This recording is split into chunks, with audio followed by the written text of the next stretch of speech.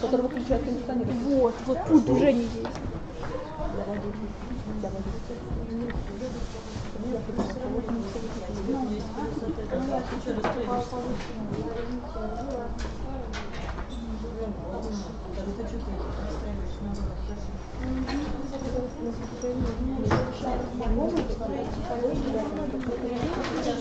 Okay. So a few more emails came forward, so most of you should have received emails from me by now.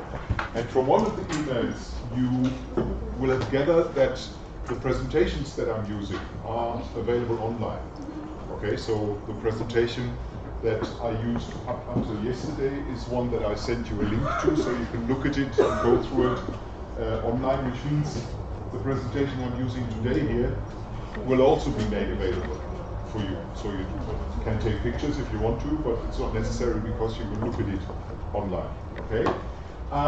Again, in order to wake you up, I thought yesterday, you remember, I showed you the poster that my students prepared for students in Taiwan and the kinds of things, and I thought maybe to put proof to the pudding, i.e. to make sure that you believe me, I'll show you just one or two clips to wake you up, to see that it's actually true. Germans in masses go to a stadium, a football stadium, in order to listen to a stand-up comedian and have a laugh. Okay, and this is just one or two impressions from. Let's start with this one here.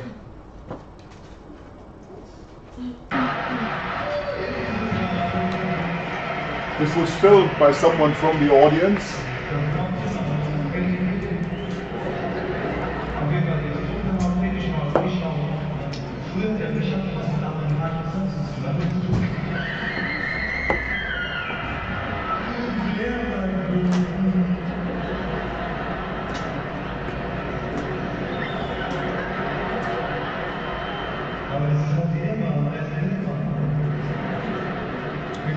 So it's a single guy on a stage telling jokes.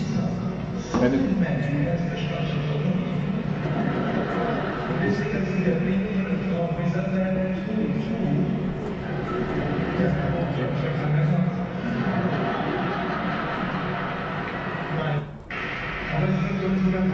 that's a full stadium.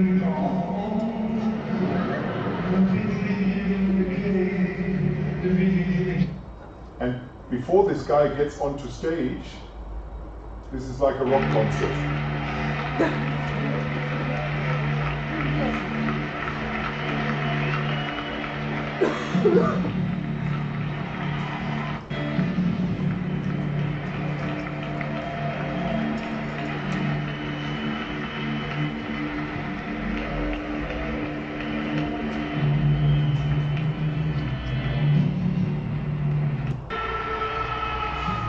Then he appears.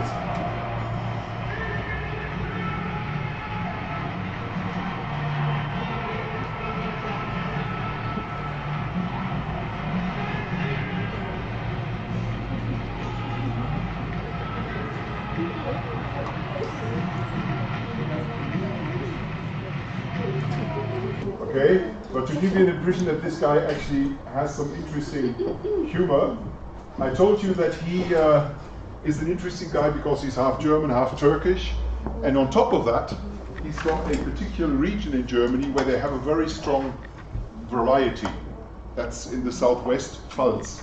And he really plays with these three identities, and that's why it fits what we're going to talk about today, because he plays with his Turkish identity, he plays with his local German regional identity, and with his German identity.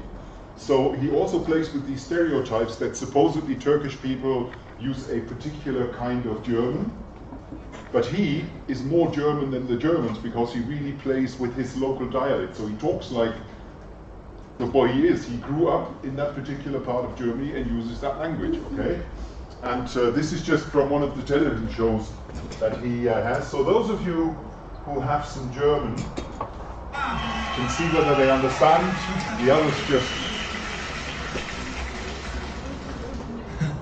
Ich weiß, sieht scheiße aus, aber Es hat mal einer gerufen, das war im Rodewald, da hat einer gerufen, der je die Tür kommt. Vorhang weg, ja hallo, ich bin der Bülent oder Hassan. Ich sag, nein, sie hat schon recht, bei uns hat der Pferdeschwanz eine Bedeutung. Ne? Wie bei euch im Deutschen sagt man ja die Nase des Mannes, so ist es bei uns. Guck mal, der gleiche Neid beim Doktor. Super, ich finde es auch geil, dass die Muppet Show besetzt ist. Das ist der Hammer. Pardon? Are there any subtitles in English? Because He doesn't do anything in English. I just wanted to show you the guy and what this guy does in this particular joke. He plays with this idea that some people call him Bülent, okay, and others use a Turkish name for him, Hasan, which is a sort of nickname for Turks. And then he sort of talks about the fact that, for example, his particular style is a sort of a gangland kind of imitation, okay? So it's just, I mean, this is German comedian representing the multicultural kind of concept. But what we're going to talk about today is, with relation to this, a quick revision of what we briefly talked about yesterday, i.e. I thought that as we touched upon the intercultural competence issue, that we're now going to sort of briefly go through the idea of intercultural learning because it's relevant for one final aspect as far as digital tools are concerned. We've been working together in this room, okay? We've used tools in order to network and work in the context of this particular room. We also, like yesterday, had group work and shared our work in this classroom via a digital tool. I showed you an explainer video at the end of yesterday's session, or close to the end of yesterday's session, where people actually did the same kind of work that we did, but not being in the same place at the same time. So they used a wiki. I mean, obviously that was a mock kind of situation, but they used a wiki to sort of compile a list for a camping trip, all from different places, okay? And one thing I said yesterday when we talked about intercultural competence, that in order to develop intercultural competence, you need to have contact. You need to encounter. You need to meet people. Obviously, it's a bit difficult to travel all the time and meet people. So, and in the language classroom, in school, you can't take your class whenever you feel like it to another city or to England or whatever and get them to meet someone.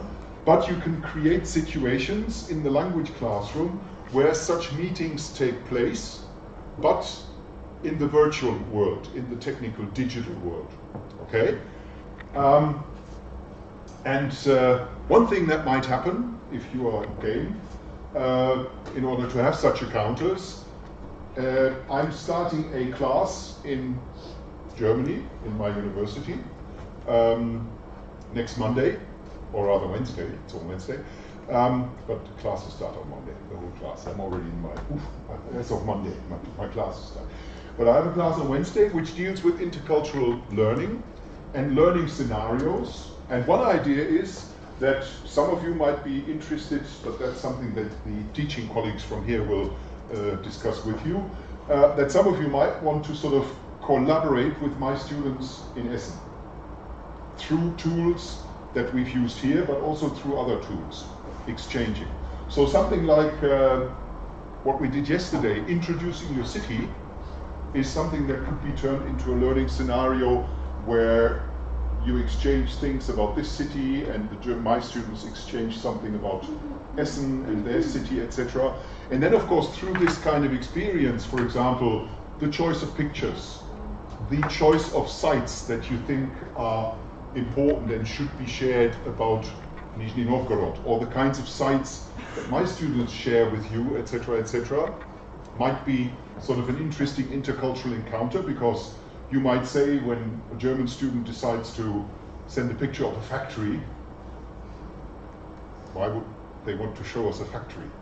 It's a factory, okay? But then appreciate how that maybe has a special meaning for the region or whatever, okay? But This is in fact the slide show that I'm going to use as the introduction to my session next Wednesday, to get the learners to appreciate initially what intercultural learning is all about. So it's a more expanded kind of version of what we discussed very briefly yesterday in terms of Byram's intercultural model. Okay? Before I forget, at this point I've got a role model here. Ha! Already a plus point there. You remember at the outset of the class last week I said that I was told that some of you need a grade or some credit for this class. Okay? And what I want from those who actually want to get credit for this class is to write a short kind of statement on a topic or an issue of your choice. So something to do with what we discussed in class, either with a particular tool or your personal opinion on the advantages and disadvantages of using technology in the language classroom, or a particular scenario that you figured is maybe particularly interesting for your own potential teaching context, etc., etc. Okay? And without me reminding, I already received one in print, but you can send it to me by email. In fact, it's best to send it to me by email, because I can't promise that I'm going to read all these by Saturday before I fly home. I will probably read them next week, and then I have to talk with Olga about how to communicate the credits, etc., etc. Okay?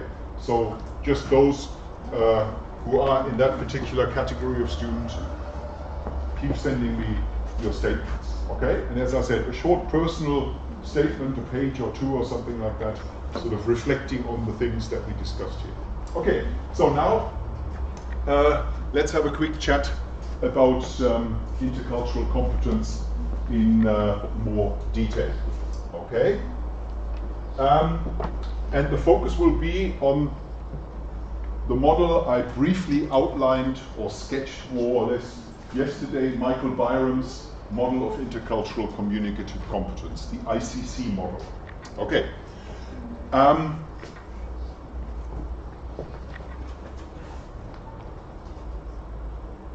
as I said, you're going to get this online, like the link I sent into the other presentation. Now, the first thing is that obviously with the so-called communicative turn in language teaching, i.e. the idea shifting from the traditional instructional classroom that believed we have to learn the language in terms of grammar and vocabulary, and we have to be instructed, to a turn where people said in order to learn the language, it's best to use the language. And what do we use language for? We use language to communicate. So let's find communicative kind of scenarios for the language classroom. The idea shifted also, and people call that the communicative turn. It shifted also to the idea that the aim of language teaching and language learning is actually communicative competence. Shifting away from this idea that we need to focus on the linguistic competence, learn grammar, like some people still learn Latin, for example, or whatever, and develop a more kind of elaborate understanding of communication. Because there is a problem with language learning that focuses only on linguistic competence. If you had to sort of argue and discuss challenges that you might have as a person who learns a language only through linguistic competence and nothing else, what's the problem? Or would you say, perfect, I can form grammatically correct sentences and that's all I need? Is that true? No. That was a rhetorical question. Of course it's not true. So learning language is aimed at speaking and communicating with other people. Okay. And learning only grammar, so it's impossible to reach these goals. Okay. So you cannot communicate only on the basis of knowing the grammar. Okay. Why not? I can formulate a grammatically correct sentence and maybe get my message across, but what might be a challenge? Speaking of this communicative competence, it is necessary to include some kind of intercultural competence. Okay. Yeah. Because you have to know which words are more appropriate to use. Okay. Which one should be best avoided. Yeah. Okay. And that's in the original model of intercultural competence, or of initially communicative competence, a kind of social cultural element. Okay. So you learn, in addition, after the communicative turn, through communicating, in addition to linguistic competence, you learn a little bit about social cultural context. Okay? Knowing that certain words, as you said, might be more or less appropriate. Okay? I mean, there's a typical kind of example. I mean, if in England you ask someone for directions, you say, "Excuse me, where do I find Buckingham Palace?" Okay? That's perfectly all right in that context. It's a sort of informal encounter on the street. If I were to use an English sentence that, "Excuse me, dear sir, could you possibly see your way to letting me have the information as to how I might get to Buckingham Palace?" The guy would say, "Foreigner," trying to mock a kind of British upper class, whatever kind of language, okay? Possibly candid camera, trying to see how I react because it's not normal, okay? So that doesn't work. If I were to simply say, "Oi, where's Buckingham Palace?" Is it a pub? No, it's not a pub. Oh, it's a good reaction, yes. That would be a typical English reaction, because the English reaction would be, "Listen, mate, you're trying to joke here," because what is important in England? Yeah, be polite. So there is no please. "Oi, where's Buckingham Palace?" "Oi, the Kremlin. Where's the Kremlin?" "Oi." You wouldn't want that, right? Okay, yeah, that's a different story, but in a normal, so you have to know these kinds of social cultural things. And sometimes you actually have to use language in a non-grammatical fashion. This idea that you always have to talk in full sentences. I mean, when I learned English at school, when we used non-complete sentences, the teacher always says, "Full sentence, please. Subject, predicate, object." Yes? Okay, yeah, you know the experience. But there are situations where you don't need full sentences, and where it's actually inappropriate to use a full sentence. For example, when you buy a ticket at the railway station, you use a sentence like, "Day return to Liverpool, please." That's not a full sentence, there's no subject in there. "I would like to buy a ticket" is not in there. It's "Day return to Liverpool, please." 4 words. Why? First of all, the please. It has to have a please, because otherwise it doesn't work. When you are at the counter trying to buy a ticket, there is a queue behind you. So you try to have, and that's expected in a British context, and in other contexts as well, you try to get your message across as economically as possible. You don't want to have, "Excuse me, sir, I'm thinking of buying a ticket to Liverpool, and in fact, I'm trying to think possibly coming back tonight, so it's a day ticket I want. And you've got probably special day return offers, so please can you check for that?" If I simply say "Day return Liverpool, please," the guy knows this guy is traveling today, coming back tonight, wants a day return ticket, and you're out of there. Otherwise, the people behind you in the queue would say no. If you don't use the please, you wouldn't get the ticket. So that's the kind of social cultural competence, to know how to play with language and work with language. And that's important to discover. And again, that is something you only to discover through encounters. Okay? You only notice where the boundaries are and what you can do and what you might not do in certain contexts. My encounter, I mean, lots of encounters told me and taught me things that I should or should not do. But to give you an example, and that's when you're living in a sort of non-encounter kind of context. When I was a student, we had a shared flat with friends. We just, a couple of couples shared a flat. And one of the girls living in the flat with us had an American boyfriend at the time. In fact, she's married to him now, but they were living there as one of the couples. And as most of us, or all of us in fact, studied English, we just spoke English all the time in the flat. Because also this American guy stereotypically didn't know any German. Now knows German perfectly, learned, okay? So we spoke English all the time, American English. And this guy was a great one for using the F word. What the? Funny story. Yes, okay. It's okay. Okay, chart was me with an F in front. Okay, and then automatically we use that. Hey, where the fuck is the sugar? Etc. Etc. Okay, and when I then moved to Canada, and I had a stopover in Toronto at the airport, and I wanted a cup of coffee. I did get a cup of coffee, and I couldn't find the sugar. And I said, where the fuck is the sugar? And this lady looked at me and she said, young man, go and wash your mouth with soap. I learned my lesson, okay? But that's the kind of thing, you need this encounter, and it was okay in our flat amongst friends, etc., etc., but I've never been in an American or Canadian, North American context like where I had to sort of distinguish between a more public space, a less informal space, and the informal space, okay? And that's how you learn that. Obviously, there is a certain functional competence. When I said the day return to Liverpool, that's the functional. Knowing what you use language for and which linguistic form fits that particular function. Buying a ticket, okay, forget about subject, predicate, object, do a sort of simpler kind of sentence. You also need some kind of strategic competence. When you write your essays, you want to argue your point, you want to comment. So you use a particular kind of strategic way of formulating your sentences so that I'm convinced. Okay?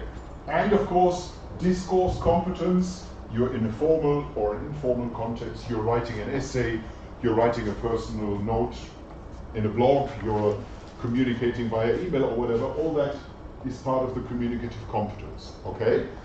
That was the first original model put forward in order to distinguish or identify the ingredients of communicative competence. You pointed out initially that obviously the intercultural is important, but that's something that came a bit later, because initially when people said it's better to learn a language through communication and interaction, they immediately thought communication means communicative competence, and this is basically the kind of model that started to evolve and guide some of the things that people sort of designed in terms of materials, texts, etc., etc. Okay? To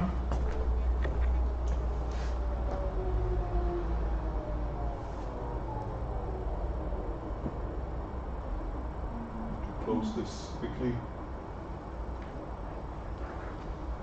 Right. Then, of course, additional things happened. People noticed that part of the communication is not just about knowing how to properly and appropriately use language in a given context, but when people learn a language, they also have to appreciate a bit more about the real cultural context. Because even if you learn language in a communicative classroom and you learn how to use different versions and options of what you want to say, there still is your head up there that has your sort of ideas. And maybe these ideas initially are not the kinds of ideas, or are not quite as developed, let's call it that very carefully, as you might want to develop these ideas. Okay, so a person who learns English doesn't necessarily appreciate English things, whatever. And we already talked about the stereotype kind of challenge. This is a typical one. Images that reflect stereotype. Okay? Nice way of starting a class. Getting people, for example, to actually sort of look at this picture and identify the nationality and see the stereotype and what is the stereotype in there and what are, I mean, this embodies all the stereotypes that people have about the French. And then see, is that actually true? Have you ever met a French person? Okay, no. Aha, so how do you know that the French are like this? Let's see. Why don't you go on the web, for example, and find pictures of people in France, and then see, do they all have a glass of wine in their hand all the time? It's like Well, I think they'd like to. No, not all the time. When it's appropriate, at lunchtime or at dinner for a meal, a glass of wine is okay. Do you see Russians walk around with a bottle of vodka all the time? Every now and then, but not. But okay. But in a restaurant, after a nice meal, or when you have some fish, then a nice vodka, it's okay. Okay. Do all French wear a beret? No. Not at all. Do all French constantly wear these kinds of t-shirts? Definitely not. Do people walk around with a baguette under their arm all the time? No, they don't, okay? So this is then where people said, okay, there's more to communicative competence than just knowing how to act linguistically in a given context and know about appropriateness, etc., etc. But we also have these attitudes we spoke about yesterday, this idea that people are like this. The French are, the Russians are, the Germans are, the Spanish are, etc., etc. It doesn't work that way. What is nice that nowadays, as there are so many encounters, people do actually play with these stereotypes. Bülent is a perfect example in German because he plays with this stereotype. He's Turkish, but he's also German. He uses language that is sometimes influenced by Turkish. He makes joke about Turkish people, about German people, about his local people, etc., etc. And he also makes jokes about people from other regions, for example. So he can do that because he plays with these stereotypes. I give you an example. This is a poster advertising a German film. I don't know whether this film was actually shown in Russia. It's a very good film, it's a funny film. And the title is politically incorrect, it's called Fuck You Goethe. Fuck You Goethe. It's a typical school comedy where kids are not interested in learning, so they say fuck you Goethe. It's like fuck you, sorry. And the letters are incorrect. That's the point. They use incorrect letters, okay? Now this film also became very popular in France. It was one of the most played films in France at the time as well. And as the focus is on a teacher, or a mock teacher, let's call it that, the French title basically said a teacher not like anyone else. A prof totally different from any other prof, because he's totally different, okay? So they had that title. They, for some reason, figured fuck you Goethe doesn't work in French. When this was shown in Russia, what title did they use here? Something like the perfect teacher. The perfect teacher, yeah, same idea here as well. So a teacher who's slightly different, okay? But the funny thing is, I don't know whether there's anyone in the house who knows French, but the advertisement for the film and selling the idea that this is a film that you want to see was in this sentence, and that is a stereotype. Is there anyone in the house who knows French? Okay, so what's the stereotype? I think it's like German has no humor. Yeah, because what the film said, what the title says, this is a German film, and it's even got humor in it. You can laugh. But that's the stereotype, okay? And then they tell you the whole story, etc., etc. When I saw that in our cinema in France, I immediately took the picture. I said, this is the perfect example how stereotype now is sometimes also used in a creative and clever way. But that has to do with encounter, because a lot of French people have by now encountered German people, and they have discovered that Germans can actually laugh, not just in the basement, as I keep saying, but in public, as we saw in the stadium. So they play with that stereotype, and people in France now appreciate, it's a joke, and they react to the joke, okay? But that's the thing about intercultural competence, because basically it means that you learn how to sort of think about stereotypes.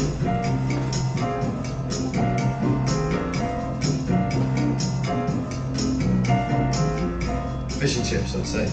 Okay, what you're seeing there is a clip that was produced by the BBC that represents this encounter idea, because what they did, they asked people from Germany and people from Britain about what they think people like or want to see or know about Britain.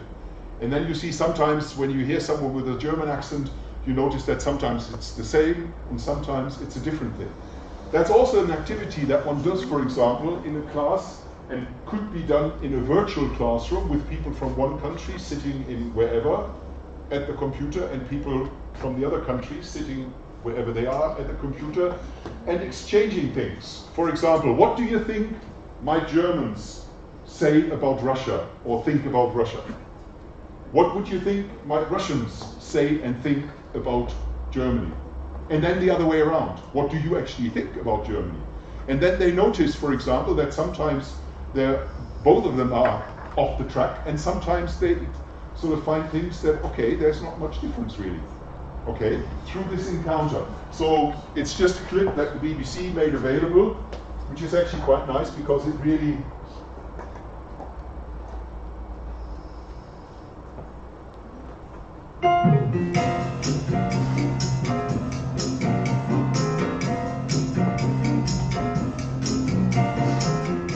fish and chips, I'd say. Cloudy weather, rainy, drizzly, everybody miserable, grey skies, the Queen, what else, baked beans, I don't know. Very open-minded, and eating fish and chips all the time, and drinking beer. And drinking beer. Probably the monarchy, the Queen, and the Industrial Revolution perhaps, castles and the guards on horseback. That's the German speaking again. Bad weather, busy. I don't know, lots of tourist attractions I suppose. Buckingham Palace I suppose, St James's Park, Trafalgar Square, lots of pigeons, stuff like that I suppose. Okay, so matching, for example, what some people say about their own country, or what they think others seem to think or might think about their own country, with what these people actually do think. Sometimes it matches, sometimes it doesn't match.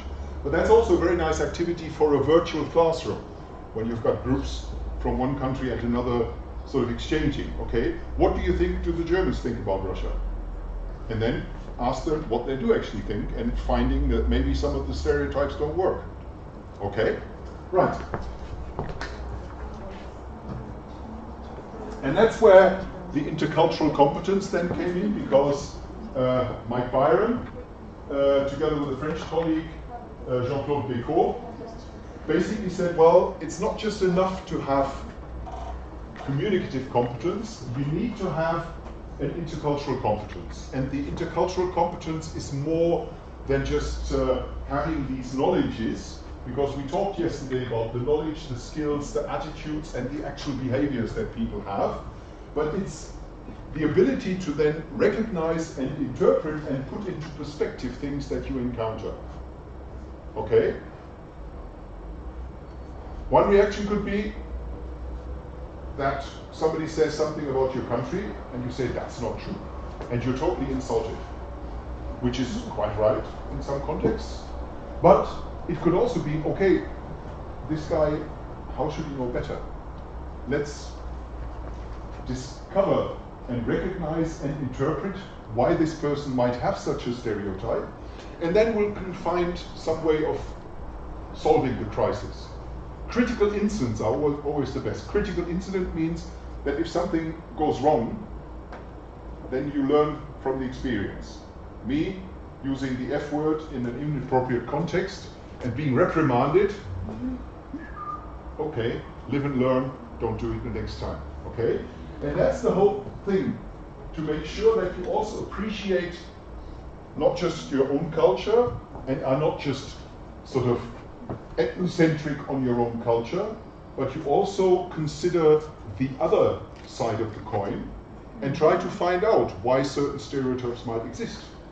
I mean, me, for example, yes, there are some Germans who don't have a sense of humor. So it's quite understandable that some people might think, if they encountered someone who's not a very humorous kind of person, they might say, oh, these Germans. Yes, Germans often do put their towel at the beach in order to reserve their space. Or the sunbed on the pool in tourist attractions. They put their towel there and then they go and have coffee to make sure that they've got the best spot. Some Germans do that, but not all Germans do that. Yes, some Russians in restaurants have lots to drink, and you see them sometimes in Berlin, but it's some Russians, not all the Russians, okay? And that's the idea of intercultural learning, that you're also able to put things into perspective. That you don't simply say, okay, I've seen this guy, apparently from Russia, he's done a certain thing, so all Russians are like that. Or I've seen this guy from Germany, he never laughs, so all Germans don't laugh. Okay? And that is the idea of the intercultural added component, the intercultural competence.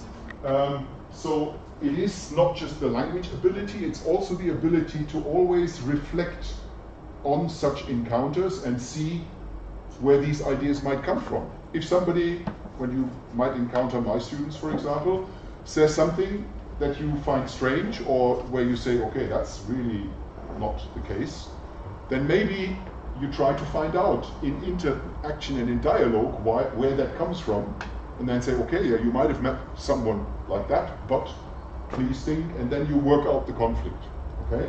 And that's the idea of intercultural competence that Beko and Byram put forward. And there is a second idea in there which I only hinted at yesterday, because what I think I demonstrated that by sort of shifting between the German and the Russian side, okay? The idea that you always try to find a place in between in your mind, which means that you're shifting perspectives and you're considering the other side as well. And that can be translated quite nicely into particularly also virtual telecollaborative encounters, where you, for example, try to find out what the other culture thinks about itself. So asking, in this case, British people, what do you think people who think of Britain might focus on? Okay? So you ask a question, okay, now you German guys, tell me what you think about Germany. What's Germany like according to you? So you find out a little bit more about that culture, and you do the same with your own culture. You also try to find out what the other culture's point of view might be as far as your own culture is concerned. Okay? So what do you know about Germans, and what kind of image do we have about, or you in that case, about Germans, or what kind of images do people have about Russia, for example, okay? But then you also sort of think about your personal perspective. What's your own personal view of the foreign culture, and what is the personal view that you have on your own culture, because that's a personal thing as well. I think if I were to ask you to tell me what you think is typically Russian, I would have 15 different answers. And if you wouldn't just ask me, but some other Germans, if they were in the house, what they think is typically German, you would get as many different answers as you've got people in the house, okay? So Claire Crunch said that we have to also create learning scenarios where these perspectives are actually made available to the student. That's why a lot of people, Claire does that as well, focus on the idea that one should use cultural artifacts in the classroom, because cultural things are created for the cultural context they have been created within. So if you read a novel, contemporary novel by a British author, that reflects sort of the perception of the British culture as seen through the eyes of a British author, for example, okay? Or if you think about the non-capital C cultural artifacts, or the non-capital L literature type of things, if you look at advertisements, for example, they're quite nice. I mean, the film poster is quite an interesting one because it plays with stereotype and so on. And a lot of advertisements are very useful material, and you find them online all the time because they actually are created for a particular audience, and they try to sell something to a particular audience, so they might use different tricks of the trade. There are some advertisements which are the same all over. I've seen on Russian television advertisements which you also see in German. And they just get Russian subtitles, or rather they use a Russian voiceover. Or it's the same principle for the similar product, because that seems to be the sort of hardcore sell that works anywhere. But then you've got advertisements which are very peculiar, which are different, which try to sort of, and these are usually the good ones, that try to sort of create also something that addresses a particular cultural disposition. An example, we always, round about Christmas time, have a unit on Christmas advertisements and compare Christmas advertisements because they're totally different. In Germany, Christmas advertisements are, this is the shop where you want to go to buy all the presents that you want to have, and it's the best place to do your shopping because they've got it all and they've got good prices, and that's where you have to go. In Britain, advertisements are totally different because they actually don't sometimes even show any product, but they create a little story. So you've got, for example, a little story about a bear who's having a hibernation sleep in winter, and that's why he normally misses out on all the other animals celebrating Christmas. And then there is a hare, a rabbit, who then sort of puts a little parcel in front of the cave of the bear, and then what happens on Christmas Eve? All of a sudden there is an alarm bell ringing because the hare gave the bear an alarm bell, and the bear wakes up and he goes out of the cave and he sees all the other animals celebrating Christmas, and then he joins the celebrations. And then at the end it says, Christmas at Sainsbury's. Make someone's Christmas a dream. You never see any product, you never see anything. Just at the end it says, that's the Sainsbury's Christmas commercial. So obviously they want to get you to come to Sainsbury's and buy their stuff, but it's a different kind of idea, okay? Interestingly, these things then start to sort of become global because in recent years, some advertisements that you have in Germany follow the same kind of idea because they notice that maybe a slightly less hard sell and a slightly more human touch sell a story, okay? When Winnie the Pooh was a big film, a lot of companies used Winnie the Pooh stories. There's one,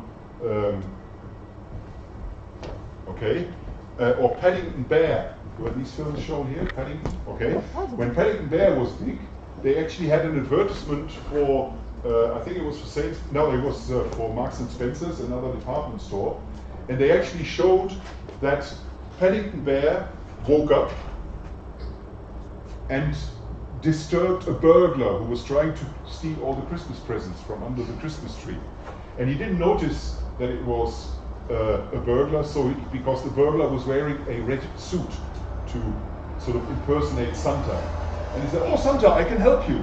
So he brought all the presents back to where they had been taken from. And the burglar was obviously not very happy about this, but okay, nice little story. So advertisements are also very nice to then sort of, tune into these different perspectives. And the ultimate idea, as I said yesterday, is space in between, looking at both sides of the coin and relating to that, okay?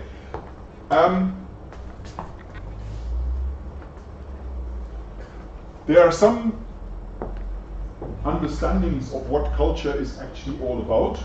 I'll skip one because that is normally a task that I do with my student, but this one is an important one.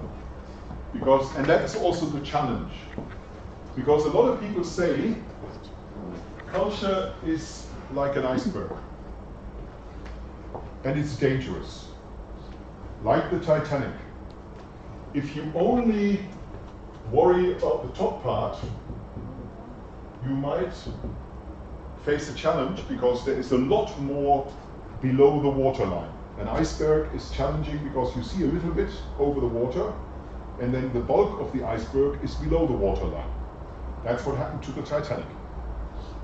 Okay, seeing the tip was okay, but trying to sort of move away from this and not remembering that there is some ice below didn't quite work. Because what you can see every day is you can see behaviors and practices. But you have to be able to understand why people behave and practice in a certain way. Why people do certain things. Okay? And that's where all the stuff that keeps the sort of visible part afloat is hidden below the waterline, and that's difficult to appreciate. Obviously, if people behave in a certain way, they have certain attitudes, they have values that make them behave in a certain way. And there are certain ideas as to what is good or bad, or what is desirable or not desirable, according to the cultural contexts. Okay? And these are all influenced by things like, for example, the family. I mean, the way we grow up and how our family raises us has an impact on what we consider valuable, good, bad, or whatever. Okay? The education, what we learn at school, the way we learn about topics, has an impact on our values and attitudes, what is good and bad. Our history is important. Okay? The media, what we see in the media all every day. Okay? Religious aspects, they all have an impact on our attitudes and on our values. And these influence how we behave. And the important thing about intercultural learning is to appreciate what the attitudes and values are and where they come from. Okay? Educational system and history. As I said, encounter is important, and at the time, obviously, I didn't know that, but I remember the incident, so it must have had an impact on me because it was an encounter situation. But when I think about this, I remember when I started to sort of think and appreciate how important historical development and how important educational impact is, because I was, as a school kid in England, for 2 weeks as an exchange student. We had an exchange with the school. I was the only German in the class, of course, and at the time they were talking about Bismarck. Okay. My educational system was an educational system for obvious historical reasons that had certain reservations about Bismarck, having to do with the idea that he, for example, used wars in order to sort of get some of his aims across. And in sadly more recent years, we had other people who used war, etc. So we had an educational system where this, careful, don't fall for these guys who present you with easy options, war, etc., etc. So they discussed Bismarck, and I was the only one in class who said, well, Bismarck, I mean, okay, yes, historical figure, but you have to look at him critically, because he was, amongst other things, also a warmonger. And all the kids in the British class said, no, he was a great empire builder. He was fantastic. It was great. I learned to appreciate at that time that the idea of building an empire for historical reasons, etc., etc., has a different connotation in a German context when compared with the British context. For the British, the empire building is perfect because, talk about Brexit, they still dream about the empire. So being stereotypical here. Okay, but they obviously saw empire as a perfect thing. Empire is great. So someone who builds or tries to build an empire must be a great person. So they figured perfectly all right. I, from a German context, where this idea of building an empire was seen very critical in educational context and for historical reasons, was the one arguing against that in that class. At that time, I was probably not able to reflect that quite as distinctly as I do now, but it must have had, through that encounter, some impact, because I remember that.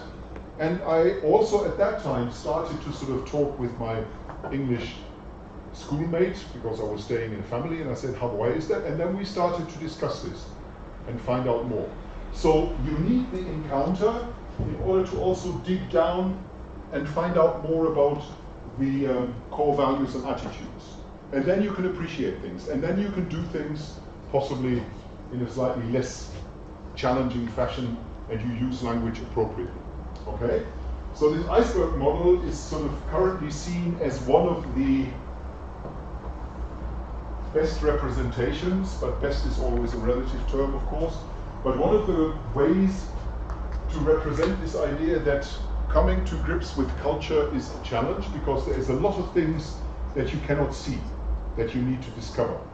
And that is something that you need to discover in a kind of intercultural encounter-like context. So again, when using technology, you can't take people into an English classroom all the time. It doesn't work. Too much money involved, logistics, etc., etc. So at least using the telecollaborative options that we have now via technology is something that we can use in order to get learners to maybe encounter someone from the other culture and find out a bit more about the core values. The trick is to find appropriate tasks again and activities that sort of put learners in a position. What I mentioned earlier is a typical one.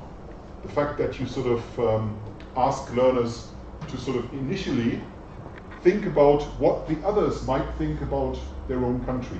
So not even think about your own, what do you think the Russians will think about, and the other way around.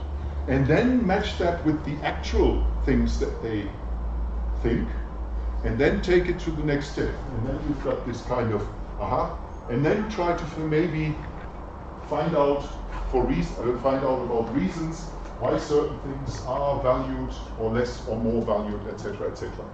Okay?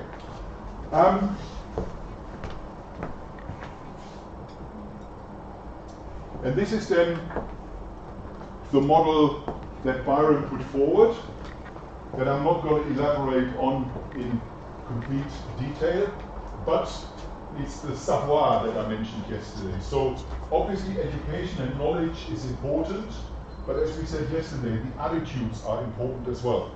But they need to be developed. And the idea that you've got certain skills that you're able to discover and interact. Discover something. Notice that, for example, in this case, the British kids had a different understanding of someone like the German historical figure Bismarck, and interact in such a way that you can learn from that. Or collaboratively interpret that piece of information and relate it to maybe your own experience and your own historical educational background and learn from that. In the presentation, which I'm going to share with you,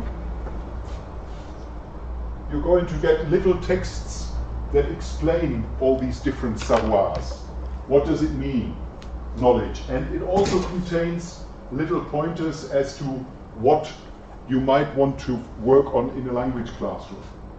In German, for example, traditionally the focus when it came to the kind of cultural part of language learning was very much focused on knowledge, and the German word for that is actually Landeskunde, i.e. the science, the knowledge about the other country. So focusing very much on the knowing, but not necessarily on the doing. And the other savoir skills and attitudes are then explained as well in the other boxes. But for example, knowledge is not to be knocked. The first thing that somebody said yesterday, pardon, I don't recollect which person, but it was, I think, the first thing that people said, you need to know things. Yes, you do. Because without knowing, you cannot put things into perspective. The Fuck you Goethe example, without knowing that there is this stereotype about Germans not having a sense of humor, you wouldn't appreciate the humor in the poster if you don't know that. Why would people make such a stupid statement? Okay, knowing that there are such stereotypes, etc., make it easier. This is always my example, because when I lived in England, I always sort of put my foot in it. Because when I moved to Britain, Maggie Thatcher was voted into office, which was a bit of a challenge at the time, because she created havoc, for example, in the educational thing. And at the time when she was running, there were these bumper stickers all over the place. Maggie Thatcher, milk snatcher. You will not understand that sentence.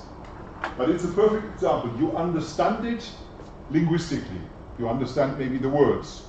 You know what the sentence means in principle, but why would people want to drive around with a bumper sticker that says Maggie Thatcher is the milk taker, the milk snatcher? knowing historical background is important. Here the point is, Maggie Thatcher, before she became Prime Minister, was also once the Minister of Education. And guess what she did? She was the Minister of Education who abolished free school milk in Britain. Up to her time in office as the Minister of Education, every kid in English schools got a pint of milk every day free at school. And Maggie Thatcher abolished that. And that's why people who were against her drove around with bumper stickers, or you found them on walls, etc., and said, don't vote for this lady, she's the milk snatcher. Remember, Maggie Thatcher, the milk snatcher. Also nice, typical, nice poetry, Maggie Thatcher, milk snatcher, etc., can be chanted, okay? So it shows that you need to know certain things, yes. So knowledge is not to be knocked, but you cannot focus exclusively on knowing, you need to broaden the scope, okay? I'll give you another example, which is a literary one. This is all the world's a stage and I'm leaving on the next one. Where the hell does this come from? Okay, what you need to know is that first of all, this is a stagecoach. The first public transport system in America. John Wayne. Yeehaw. Cowboys. Okay? So, I'm leaving on the next one. All the world's a stage. I'm leaving on the next one. Okay, I'm out of here. I'm leaving on the stagecoach. But where is all the world's a stage coming from? Those of you who do English. Shakespeare, yes. We knocked Shakespeare in the first session. I seem to remember. We talked about the appropriateness and the relevance of Shakespeare text. But that's exactly the point. So the joke lies in the fact that everyone in Britain knows this famous stage, all the world's a stage and all the men and women merely players, etc., etc. They all know that, so they get the joke. Okay? Where was this done? This joke was cracked during the opening ceremony at the Stratford, Ontario in Canada Shakespearean Festival, because there's a Stratford in Canada as well, in Ontario, and they set up a Shakespearean festival because it's the same name, etc., etc. Okay, and at the time, a Canadian sort of rock band that liked to knock authority performed at the opening of that festival, and they used that as the opening crack. And they made a nice sort of ironic song about this whole Shakespearean language and Shakespeare, and has to be interpreted in the proper ways, etc., etc., and saying, okay, Shakespeare should be transported into the 20th century. But that joke you only understand if you know that. Okay, so knowledge is in fact important in the intercultural classroom, but there is more to it. Okay, there's the stage, the merely players, and so on. So for all these different savoir, these different competencies, you have a little text that explains what it is, and it also shows you maybe how you can work with this, for example, working with authentic materials, etc., etc. So you can use this as the backbone to the different kinds of things. And the final, as said yesterday, is the critical cultural awareness. Always be on the lookout, and always be, let's think first, let's be aware that there might be a pitfall, a challenge, whatever, and then learn from that. So always make sure, because often we put, as the English say, our foot in it and we don't even notice. We keep talking about a topic that people don't want to talk about, etc.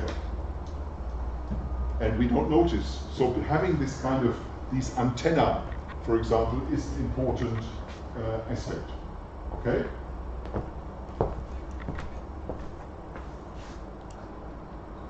And now we come to the final part, because the first document that actually sort of incorporated this idea of intercultural communicative competence into the aims as defined for language teaching and language learning was actually the Common European Framework of Reference.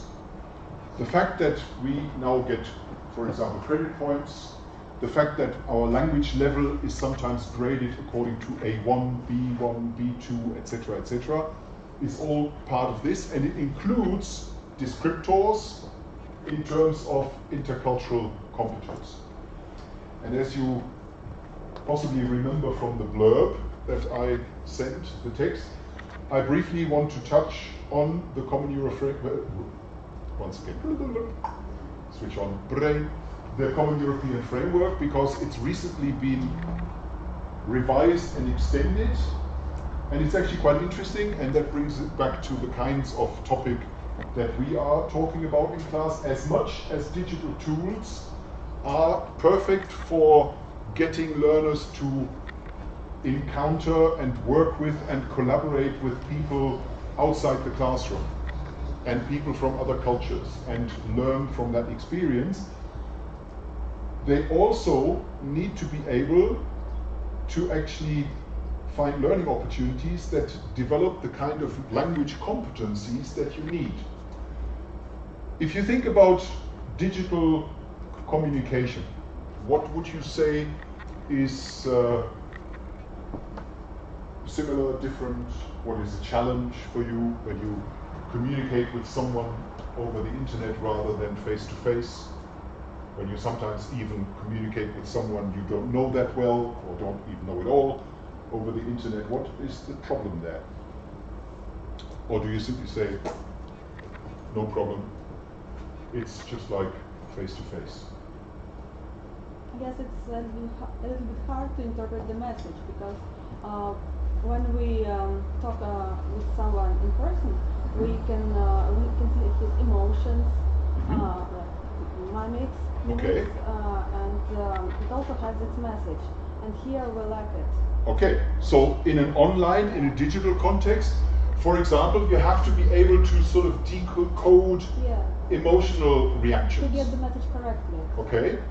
In a personal situation, when somebody says something I don't like, if it's appropriate in that context, I say rubbish. I don't agree, rubbish. And it works.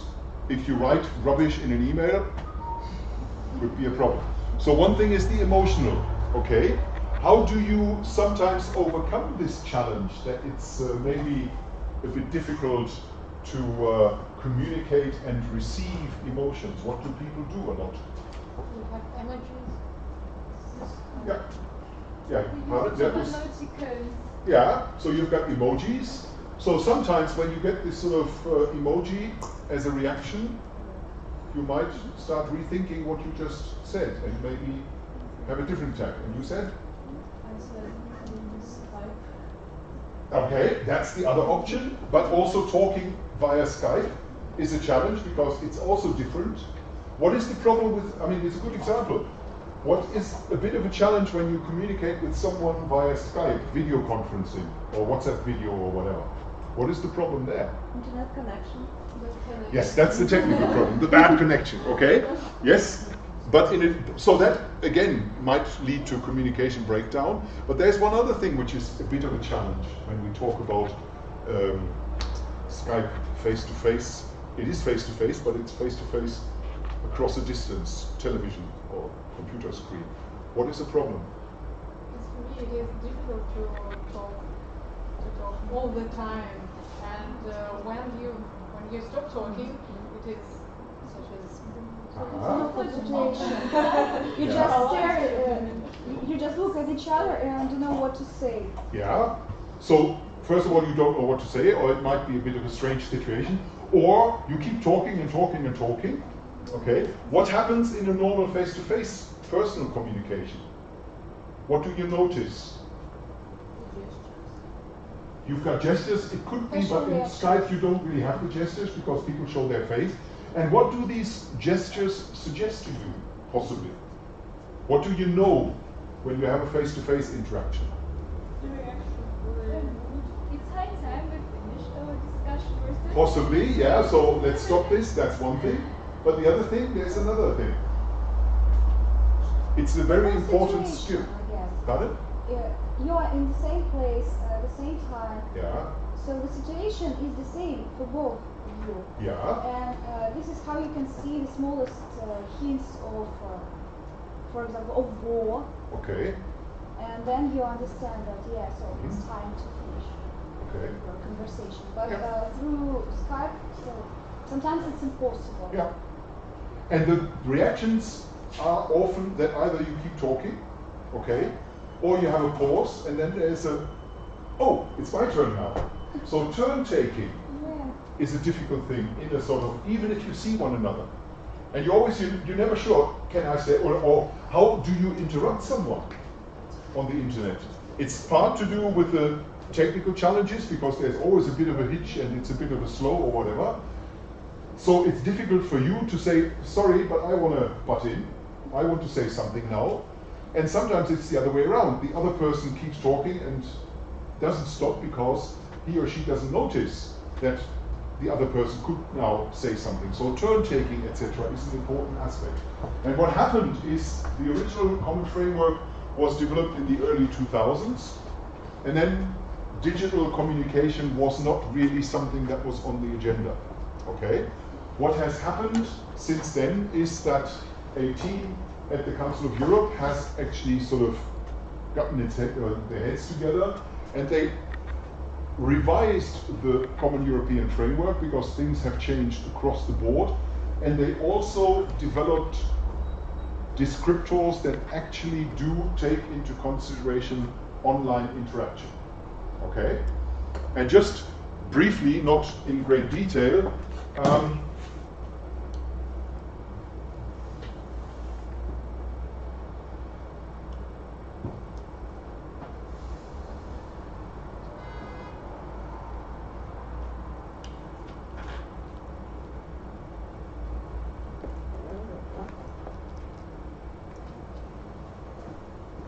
to sort of appreciate the idea of the common European framework, the point is that the common European framework has always done one thing.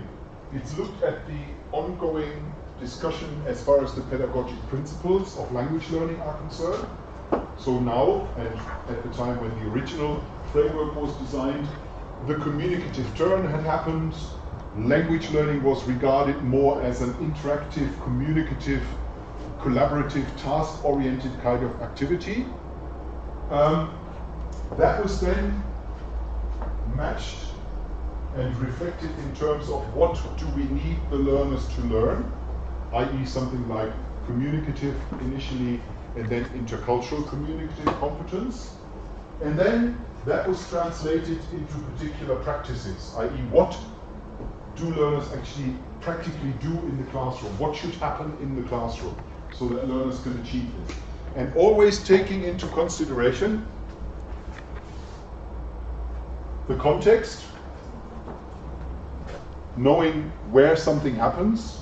So whether it's for professional communication, whether it's for informal communication, whether it's for educational context and whatever, and keeping in mind another sort of trait from the communicative competence idea.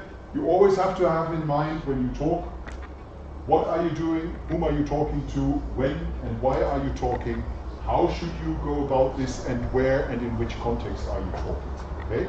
So that was the original framework, okay? Trying to sort of match the kind of theory and translate it or mediate that into practice. And this is basically my visualization of that particular process. So at the time when the framework was designed, the communicative turn had happened. A lot of social cultural approaches, the idea that people best work together. You remember at the beginning I talked about the sense maker idea, okay? Also looking at the communicative realities and filter all that down into competencies and descriptors. And the important thing is that for the first time, this document said the learners can do. We had that discussion at one point last week in one of the sessions. The idea is learners can do something right from the start. Okay? And you can create a context where learners, through doing, are put in a position to actually do something with the language. So that was a really fundamental shift, because it was not learners have to learn, grammar, vocabulary, etc., culture. Learners have to do, and by doing, they are already able to learn and do. We had a discussion, I don't know which group, in the fifth, or was it in our group?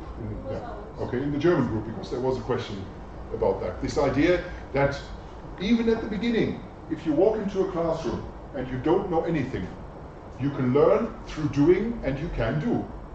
When I had my first Russian lesson, luckily we had a teacher who communicated. The guy walked into the classroom and said, "Меня зовут Bernd."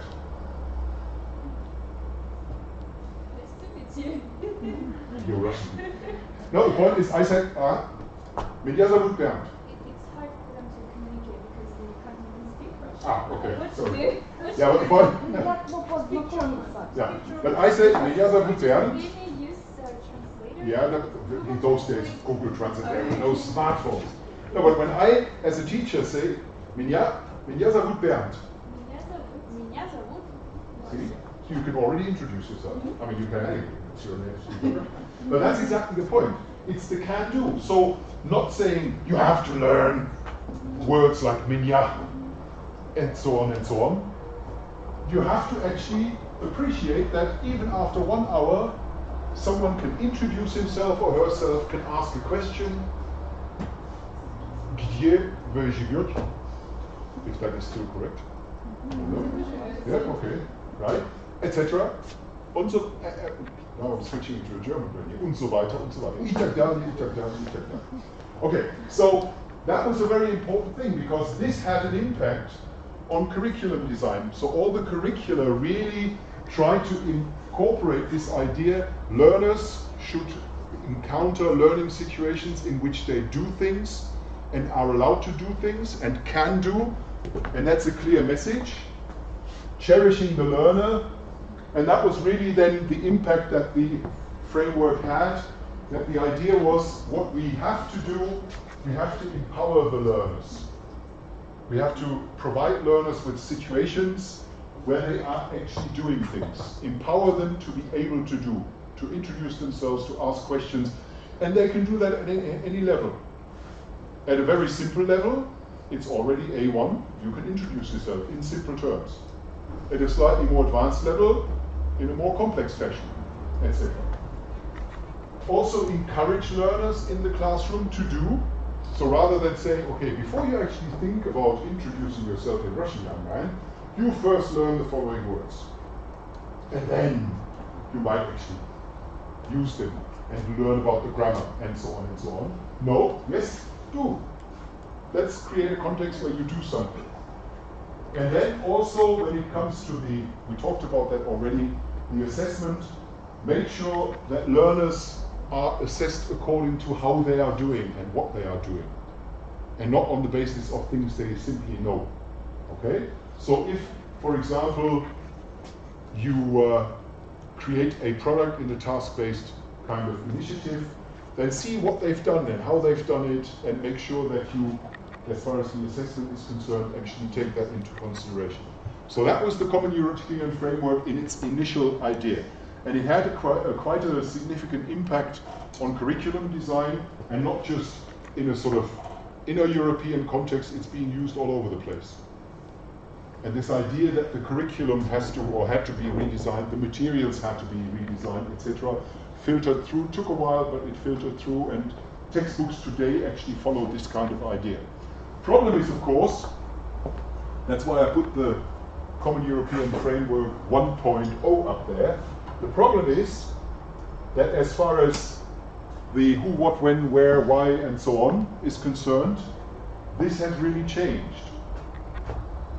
Because in the original days, you communicated mainly face-to-face or over the telephone or whatever, and you met people or you wrote letters and so on.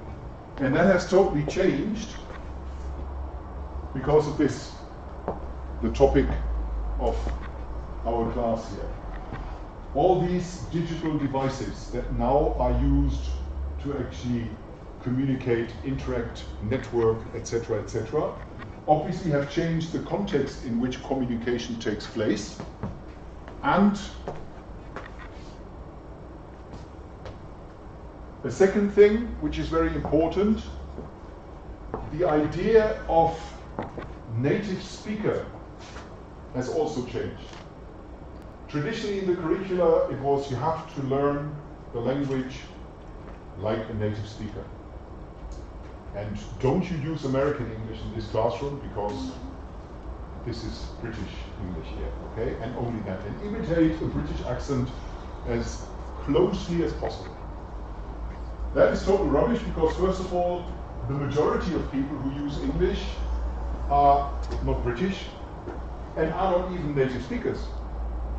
Because English is the global language of international communication, etc. We're using English here to communicate, but we're not native speakers. Okay, so this idea that the native speaker is important in the classroom has been totally abolished in the concept. But that's something just as a sort of second piece of information. So the challenges that the Common European Framework has taken on board is that because of our globalized and digitized world, because of our connectivity, we're always connected, we can communicate and interact, and because of our different ways of communicating and socializing. I mean, how do you arrange for a party these days? Do you send out handwritten notes saying, next Friday I'm having a party, and you have WhatsApp or whatever your network and say, hey, come over. Okay? Quick and dirty. And sometimes spontaneous. You say, okay, I've got some free time. Want to join me for a drink? Okay, right? So all the interactions and the social and professional networking has also changed.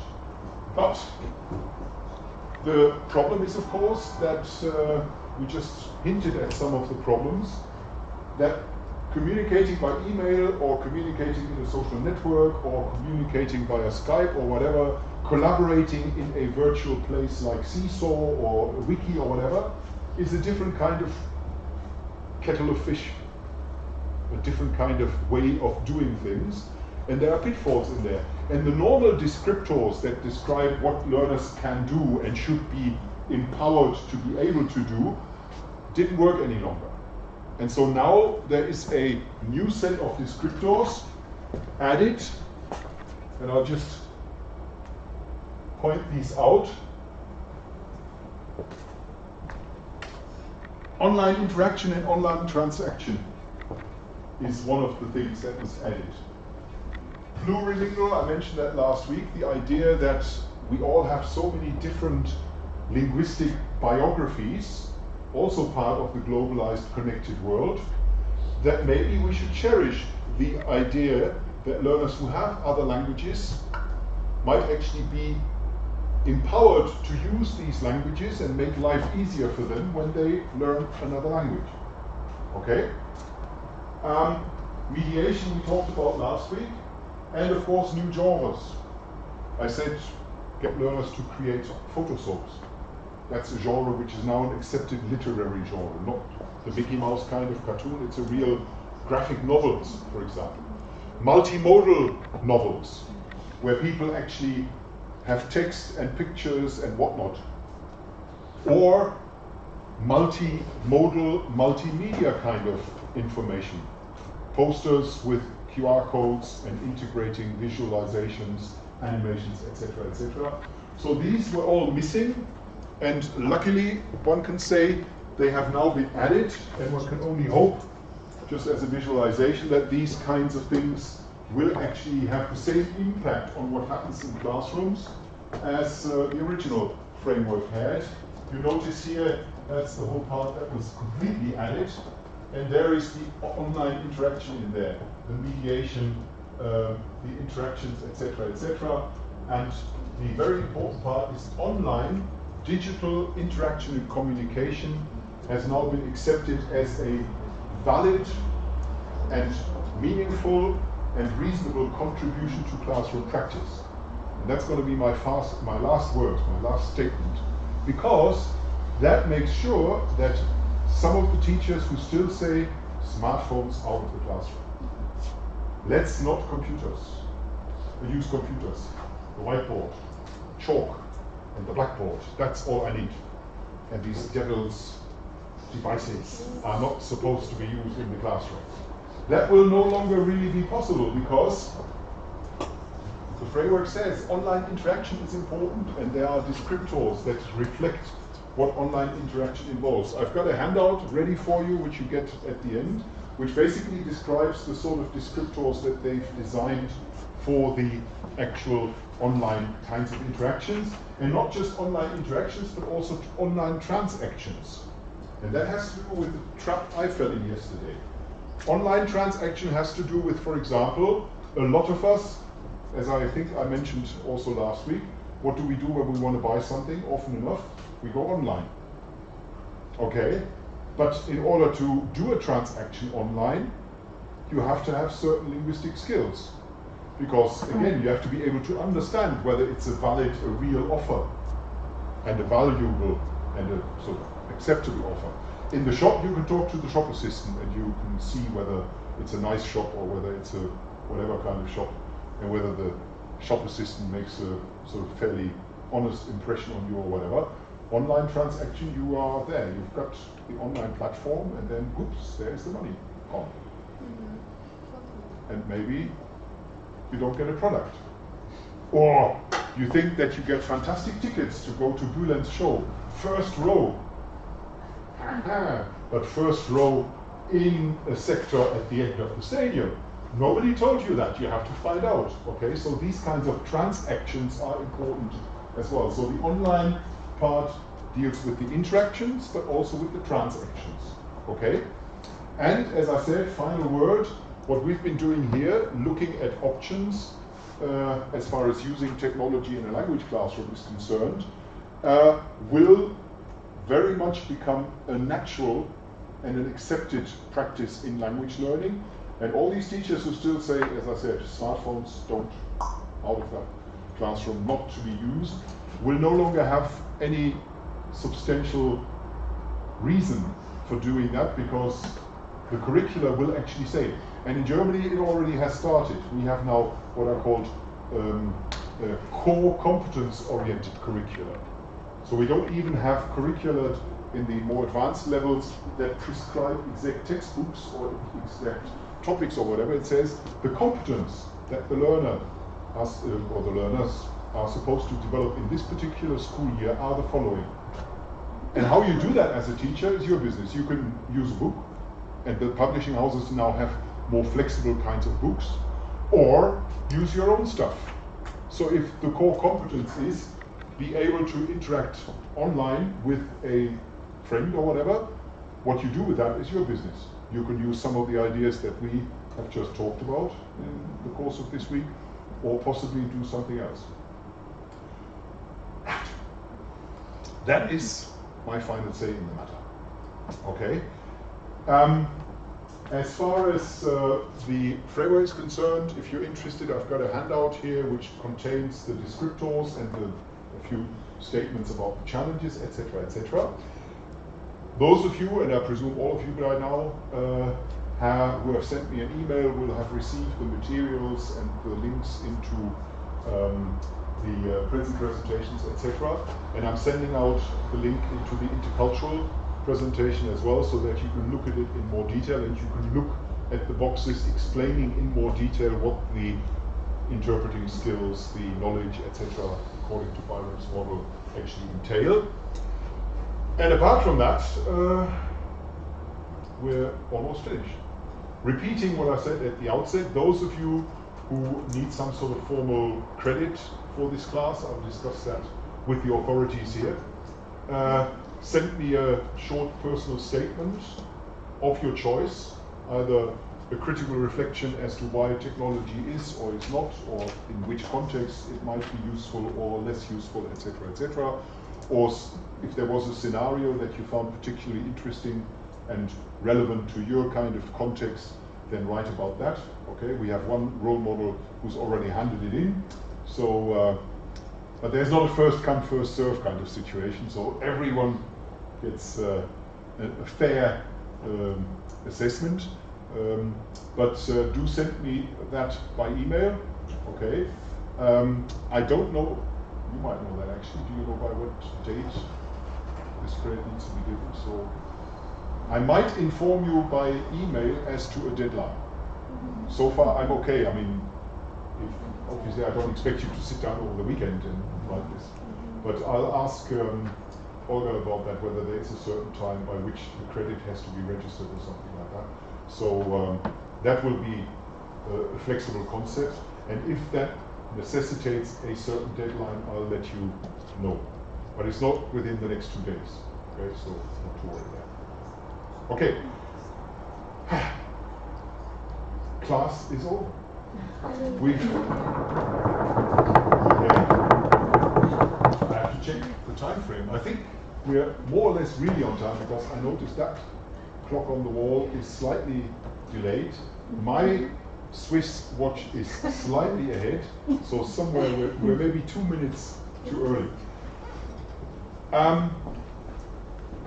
As one final word, it was fun having you as a class, and if we meet in the virtual world, when we maybe some of you join this idea of cooperating with some of my students, then we'll sort of communicate and try to overcome the challenges of communicating not face to face, but using a different kind of mode of interaction.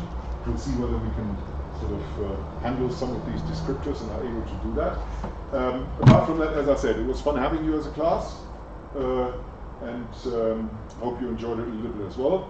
So I'll see you when I see you, and you can have coffee now, and you don't have to come back after coffee. Okay, see ya. Welcome. I suppose we'll see you tomorrow. At the conference? Yeah. Yeah. Okay, yeah. Yeah. Okay. Right. So now I'll put these handouts up front. It's 4 pages, right?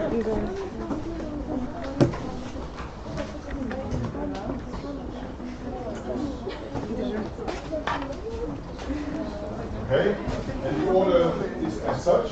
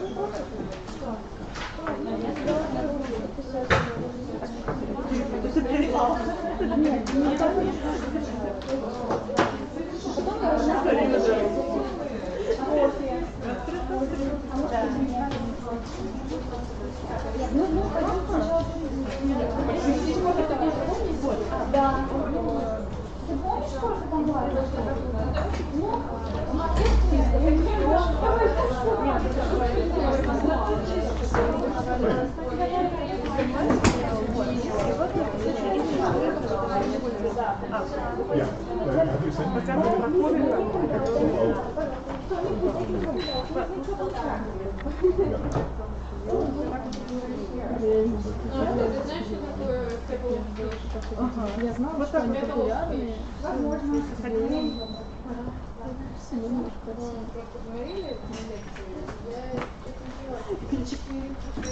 Да, Семен Лашкарин может подвести.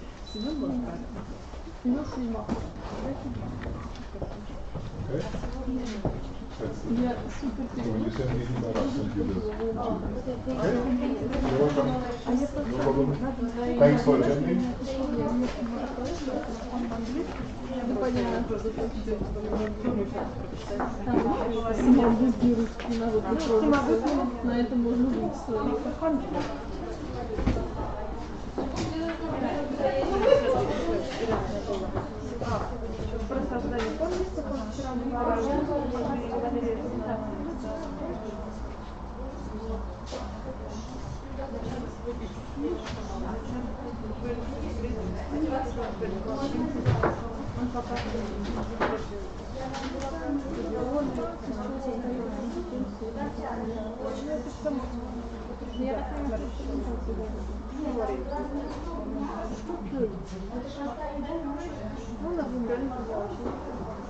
Я только их подругала сегодня прямо, и оказывается, вообще не знаю.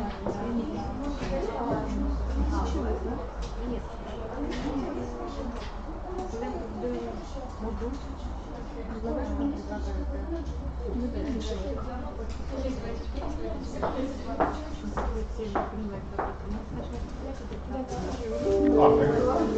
That's very welcome.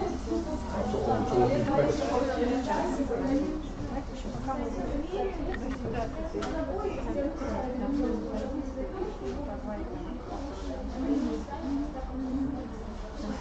В итоге мы говорили по волгах.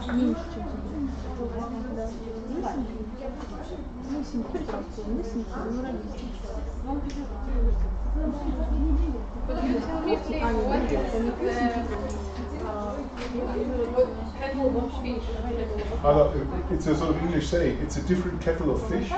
So it's a pot with other fish than normal in it. So if you say something is like, the image behind that is that you always find something different in a pot. So if you're talking about a pot of certain types of fish, and then talk about something else, then it's a different kettle of fish. So it's other fish in a different pot. That's the idea. Yeah. You're welcome. Right.